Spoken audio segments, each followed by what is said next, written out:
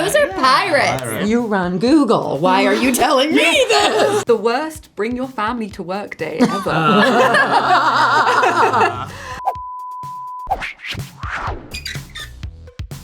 Our team have put together very bad descriptions about the things that you've been in, so TV, film, etc. Oh, so that's together fun. you're going to have to guess I love that. what they are. Crisis management done with hugs, metaphors, and baked goods.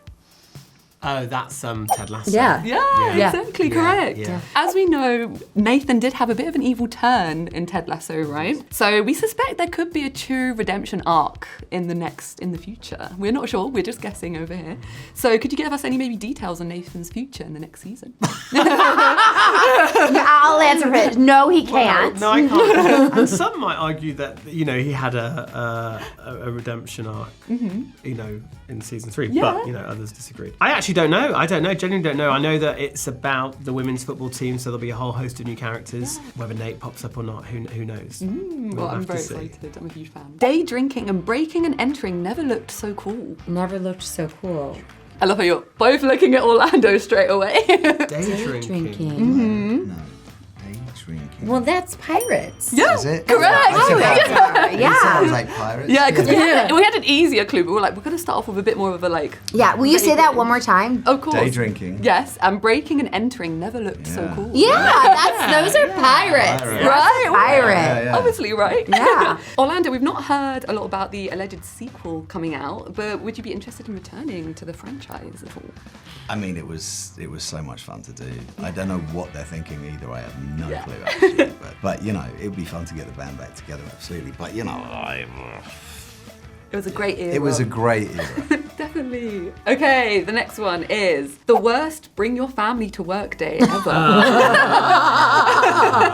Jurassic World. Believe it or not, yeah, that's right. Yeah, correct. As you know, the new Jurassic World is coming out, and you've had a great experience with the 4 films. Yes. So if you were offered offer the cast any advice stepping into the universe, what would you like to tell them? Well, I mean, I don't think any of them need any advice. Yeah. I look at the new casting as a bit of an upgrade, honestly. You're all great. I loved it. No, I mean, it's just the fun of it, and it's what everyone is already doing. What's so wonderful is that because those movies have been around for a while, often the folks who get involved are fans themselves. And I love that. I love when fans infiltrate sets, because that's kind of what I do, and so it's really exciting. Scarlett Johansson has been a fan of Jurassic since she saw it as a child. Yeah, very much so. Okay, the next one. Blind confidence and minimal IT knowledge is all you need to lead an intelligence agency. Oh, it's intelligent. Yeah, I was like, the word's in it, but oh well, we're rolling with it.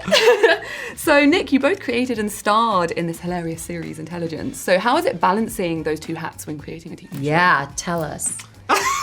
No, that's a big deal. That's a very big deal. But you know what? People can do that. It's that thing of it's such a privilege to be in that position that you can write and act. And it's not, I don't get to choose when I act, frankly, because I'll go for auditions and stuff, and you might not get them. Whereas I know I can write. I mean, whether it gets picked up is one thing. But I guess I was so grateful for Intelligence, because I knew we were making it, and to be able to lean into David Schwimmer's kind of comedy expertise, and like everyone grew up watching Friends and stuff, so I adored it, and it's nice to sort of flex different muscles. And I was filming that and Ted Lasso pretty much at the same time, and so it was nice to be able to kind of then be full in on Intelligence, but then rock up to Ted Lasso set and just know that all I had to do was learn some lines that had been written that I hadn't written, and you didn't have to worry about the edit, you didn't have to worry about anything, you just kind of so it's nice to do both. Okay, the next one. A magnificent fairy, part of a quest in a very muddy world, but somehow never gets his long blonde hair dirty. Which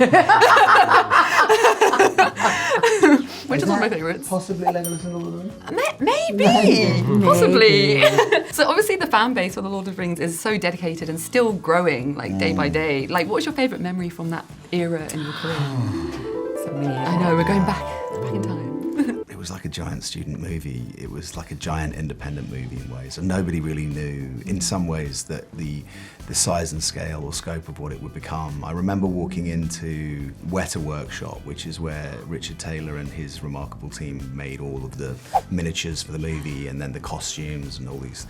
And I walked into a warehouse, and I kid you not, there were maybe 1,000 urukai outfits, these like rubberized that the stunt guys would wear and extras and stuff, just on rows, like going. And I was like, what are they? Well, those are the urukai outfits. For who? For the extras.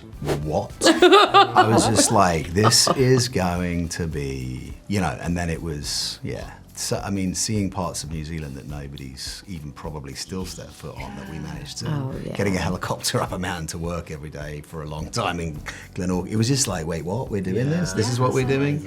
I know those people have gone because they're such fans, which is incredible. Yeah. I mean, the whole country was behind the movie, honestly. I mean, I don't know if, I think Pete feels the same. He probably couldn't have done it without New Zealand. I mean, New Zealand is not only a character, but all the people that helped, and that was like cheering it along, It's a huge part of that community. I was the tourism ambassador for New Zealand for 4 years. No way! For North America, and it's a huge part of the culture and kind of what those movies brought to New Zealand and what it exported.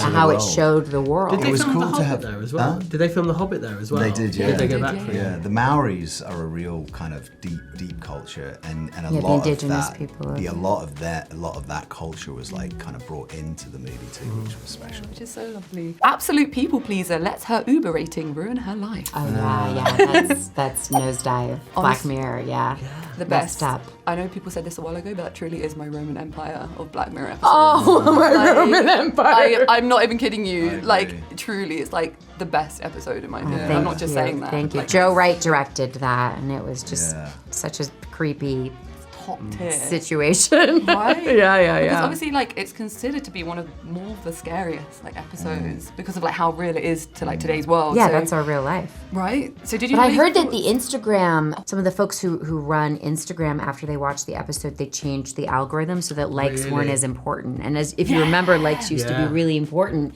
and then something changed, and you could no longer really track it. And then that was the thing that Really? people stopped following. And So. you can turn those things off, right? Yeah, you can people hide. tend Sure, to I'm turn sure, and yeah. hide off. Yeah. According to that, did you have like any thoughts like how this could be a reality while filming? Because it is such a scary kind of concept and thought, Yeah, absolutely. I mean, it's what we're dealing with now. I mean, I think it was very, for me, when the episode came out, I have some acquaintances and mentors who work in the tech industry, and it was sort of alarming to me because they were coming up to me and they were like, "Do you realize this is happening in China?" And I'm like, "You run Google. Why are you telling me this right now? Like, what?" And so it was Charlie Brooker with Black Mirror. He really kind of hits upon these ideas that are, it's important for us as a species to kind of process these possibilities so that we can make choices that are in our best interest moving forward. So yeah, and I've had a very sort of like fraught relationship. We all have a fraught relationship with social media, but I joined only 2 weeks before I did that episode.